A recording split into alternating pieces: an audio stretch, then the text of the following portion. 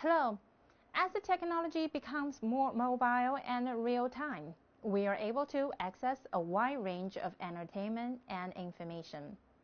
We are familiar with a large number of websites, apps, recording artists, and celebrities.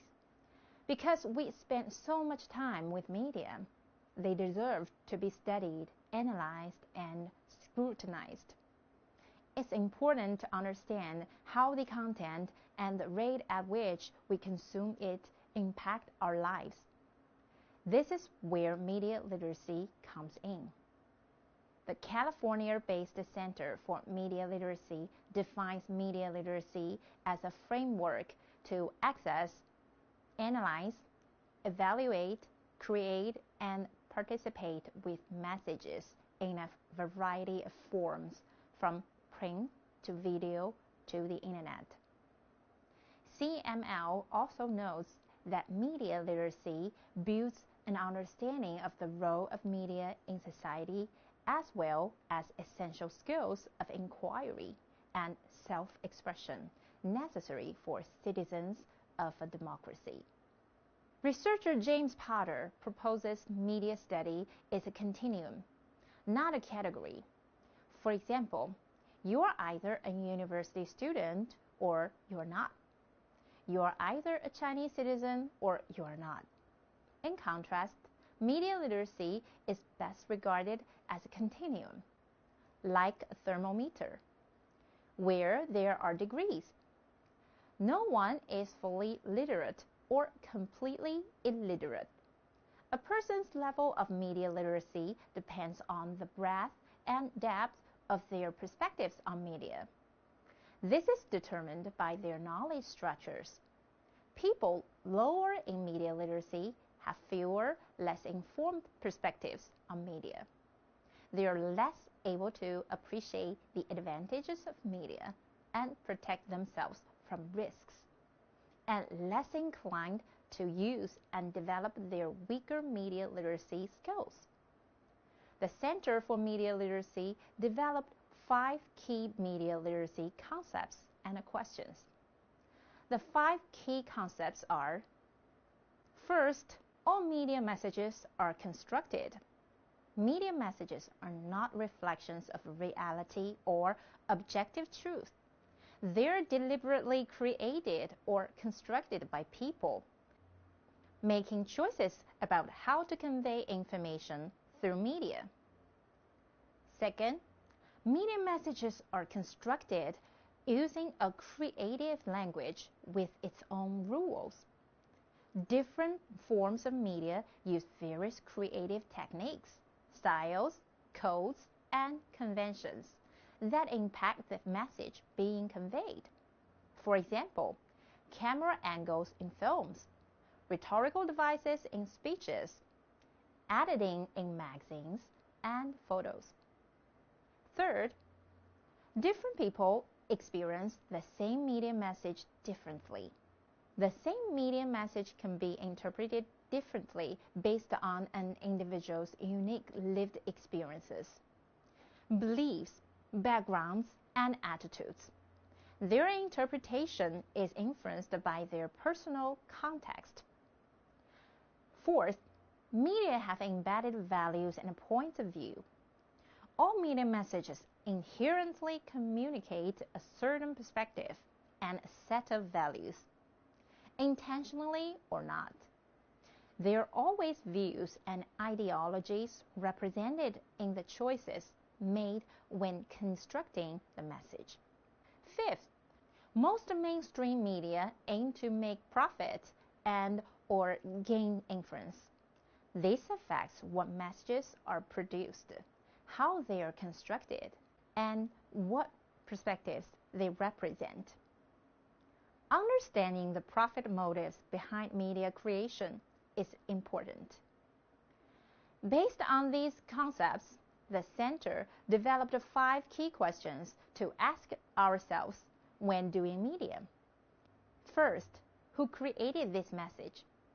The key word in this question is who. Is it a news organization, a corporation, a group, or an individual? What links do they have to the information they're providing. A news station might report the company which owns it. Likewise, an individual might support a certain message for financial reasons. The relationship between the producers of the information and the information they provide matters how the producers present the message. So, always seek out credible producers of messages or sources. But even when you read messages from credible authors or sources, that doesn't mean we accept what we see and hear unquestioningly. Second, what creative techniques are used to attract my attention? Each medium has its own specific techniques of producing messages. For example, the choice of lighting, editing, special effects, music, camera angle, location on the page, and size and placement of the headlines, etc. The media uses these techniques to create content and attract the audience attention. Print media often use images to grab people's attention. Do the visuals only present one side of the story?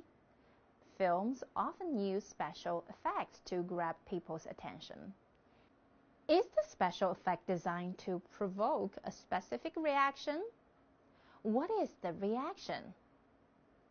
Advertisers sometimes invite celebrities or professionals endorsing their products or services to attract attention. What do you react? Third, how might different people understand this message differently from me? Even if two people see exactly the same message, they may understand or interpret that message differently. Why? People understand messages differently because each person interprets message based on age, culture, gender, and beliefs. Imagine yourself in author's shoes. Would someone of the opposite gender feel the same way as you do about the message?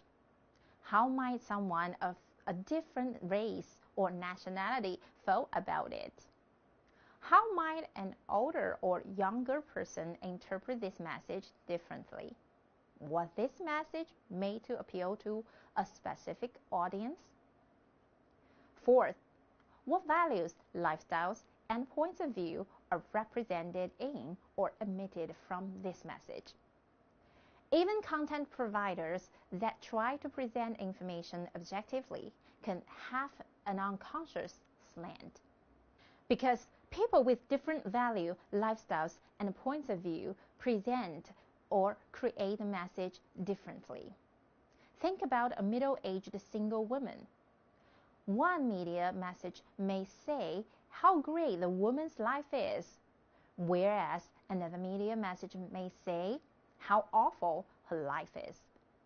The two messages are different because the content providers have different values. Fifth, why is this message being sent? Nothing is communicated by mass media without a reason. What reaction is the message trying to provoke? Are you being told to feel or act a certain way? Examine the information closely and look for possible hidden agendas. Media literacy does not mean living the life of a grump liking nothing in the media, or always being suspicious of harmful facts and cultural degradation. As we take classes to enhance understanding of essays and novels, we take classes to enhance our understanding and appreciation of media texts. Learning to enjoy, understand, and appreciate media content. Thus, we control meaning making for our own enjoyment or appreciation. To summarize, media literacy is the ability to access, analyze, evaluate, and produce media messages. When we see a media message, we should ask ourselves 5 questions. Who created the message that is being sent? What techniques were used to attract my attention? How might other people understand or interpret this message differently from me? What points of view and values are included or omitted from the message? Why was this message sent? That's all. Thank you.